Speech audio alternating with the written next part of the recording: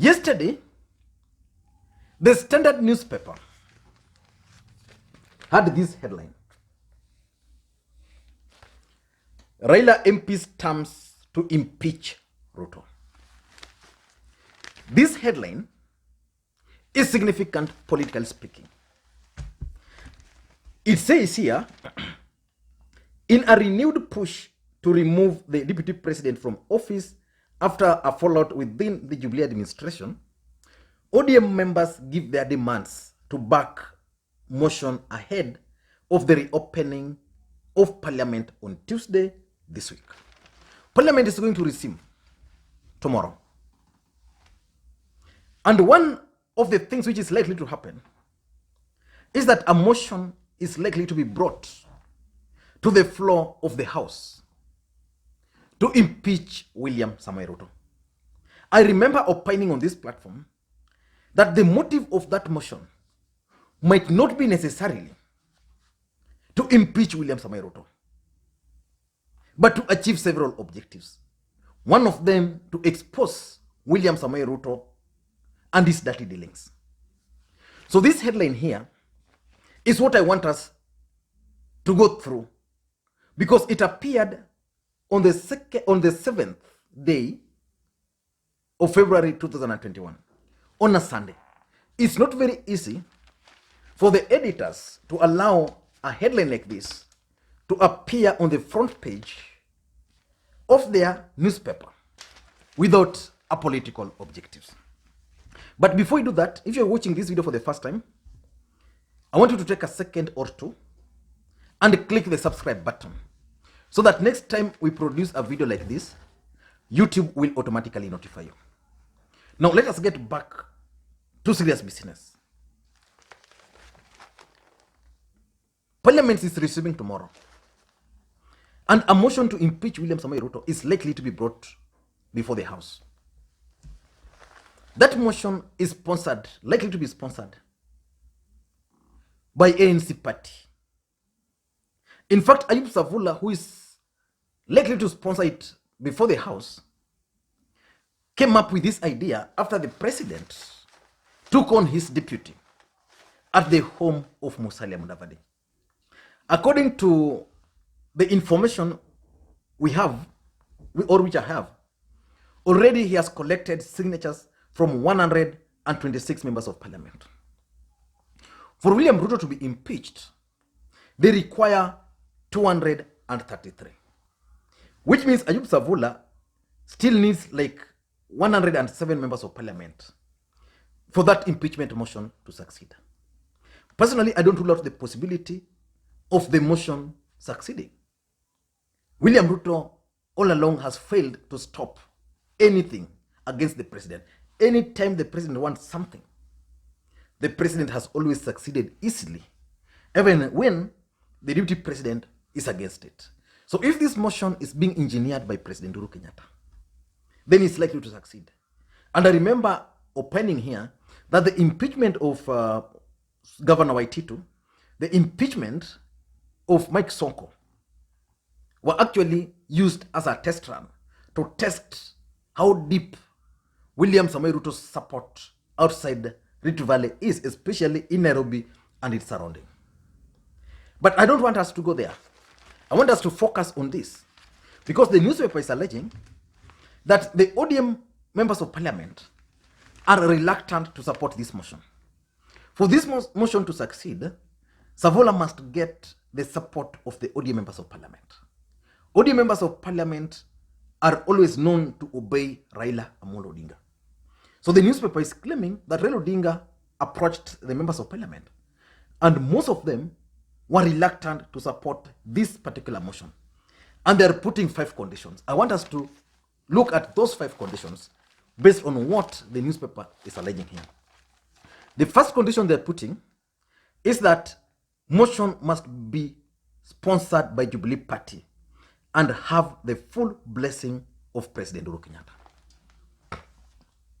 On this, I agree with them that for them to support this motion, a member of Jubilee Party must be the one pushing for it, not Savula. and that impeachment motion must have full backing of the president. In my considered opinion, ODM are saying that let it be a Jubilee affair. Let Wambugu Ngunjiri, let someone else sponsor this motion. And you must assure us that President Uhuru Kenyatta is supporting it. Because let's face it, if the president is not supporting this impeachment motion, then what would be the need of ODM members of parliament agreeing to support it? They'll append their signatures. And of course, ANC party, I don't know the number of members of parliament they have. Then the biggest party after Jubilee in parliament is ODM party.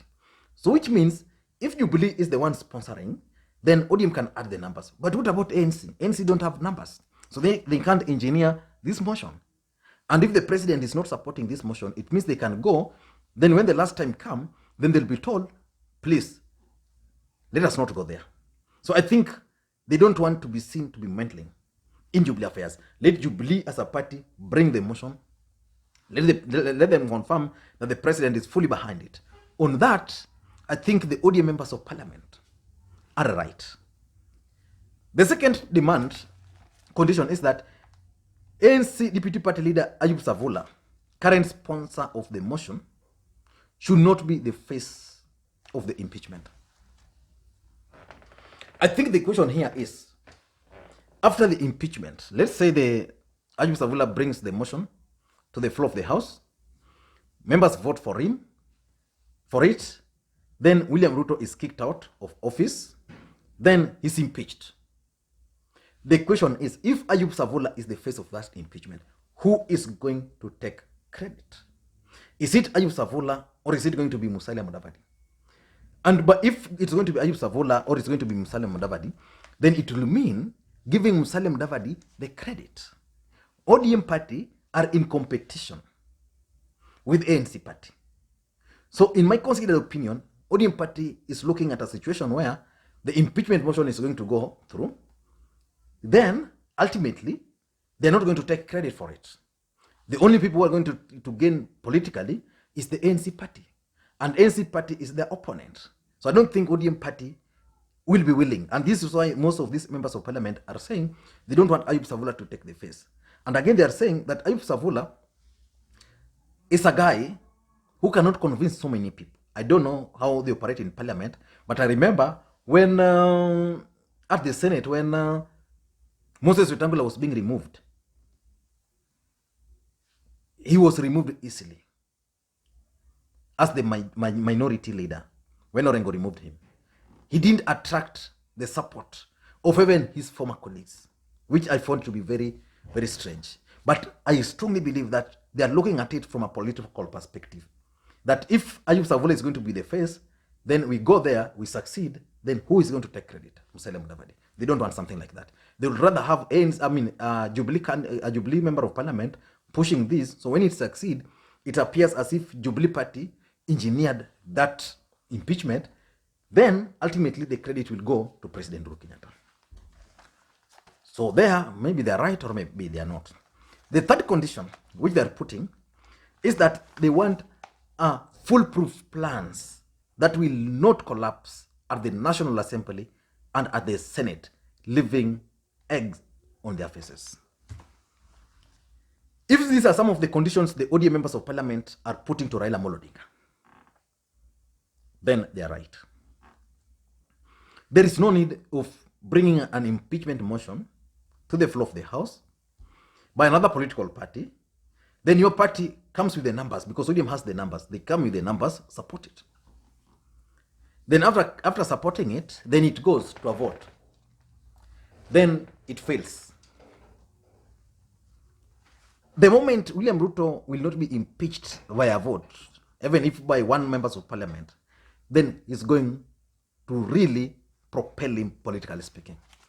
It's going to be a hero. The information outside there is going to be that William Ruto defeated Raila Odinga and Uhuru Kenyatta. He stopped them from impeaching him. So the ODM, in my view, are also right that they don't want to venture into something without knowing the ultimate outcome. They are willing to get in, but you must convince them that there's no way someone is going to bolt out. There is no way we are going to fail to get the numbers, both at the Senate and at the National Assembly. And that takes us to point number one, that can only happen if the president has, if this motion has the full blessing of President Uhuru Kenyatta. Let us go to the fourth condition they are saying.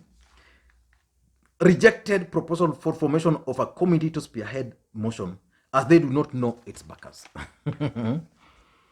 According to this story, they're saying that there's a secret committee which has been formed. So they want ODM party to also nominate someone to serve in that committee. How that committee was formed, who formed it, for what purpose, the objective is not known to the ODM members of parliament. So the ODM members of parliament, in my considered opinion, are just right to say that, look here, we are the majority. Yeah. So if this impeachment is supposed to come, let it come from Jubilee party through Uhuru Kenyatta. Then Uhuru Kenyatta is going to talk to Raila Odinga. Then Raila Odinga is going to talk to us. Then we are going to vote for it. But you can't just come up from nowhere. Then you start hearing of impeachment motion in a funeral somewhere in Western Kenya. Then the next one you hear in Makwiny. Then you just want to join the bandwagon. They are saying no to that. And on that, I think I agree with them. If a committee has to be formed, then they must know who is backing, who are the real forces behind this impeachment motion. Impeachment motion is not an easy thing. I want to tell you that even William Ruto is not going to be willing to be impeached easily. Whether it's going to mean using unorthodox means, we've seen, normally, I've followed politics for quite a long time, especially this impeachment of former mayors and the rest. It's normally very difficult because sometimes you wake up, your house is surrounded by goons. You can't even leave. So these guys might identify only 3 members of parliament. Then they're held hostage. What will you do? Or they identify a few of them and then they bribe those difficult ones. What will you do? The idea is going to collapse. So if this motion is being backed by certain powerhouses, then they must be known to ODM party. They must disclose the details about those backers to the ODM party. Otherwise, it would make no sense for the ODM party to venture into something which they don't even know the people who are fully behind it. They might be going there, yet it's the Deputy President himself who is supporting clandestinely this impeachment motion so that it goes, then it fails. Then after it fails, then he's going to carry the credit. So they want to know the backers. And lastly, they are saying he comes back to them with answers before they embark on supporting the removal of the DP. So basically, ODM has sent Raila Odinga back to sender. Go there, meet with the President Uhuru Kenyatta. If he's supporting it, it's okay. We are willing to support. Let Ayub Savula not be the face of that impeachment. It's okay. Let Jubilee party sponsor someone to bring the motion to the floor of the House. And also they are saying, go there, ask President Uhuru Kenyatta or whoever is behind this motion to tell you how sure are they that the motion is not going to collapse along the way. Once you get those answers, then come back to us and explain to us. Then you can now agree to either support it or not to support it. Do you think the ODM party members of parliament are justified in their demands? I don't know what you think. And if you're watching this video for the first time, please take a second or two and click the subscribe button. And to the subscribers, please, I want likes for this video. Give this video the likes, give this video the thumbs up, and drop the comments. Remember, anytime I make this request here, for you guys to just click thumbs up. You just watch the video, just click thumbs up. I mean, it's not much. You just watch the video, you can drop your comment. I know most of you guys will be doing that. Then after that, you can even share it in your WhatsApp group, Facebook pages, so that you can help me promote the channel. This channel is ours. Thank you guys, and please may you have a good day.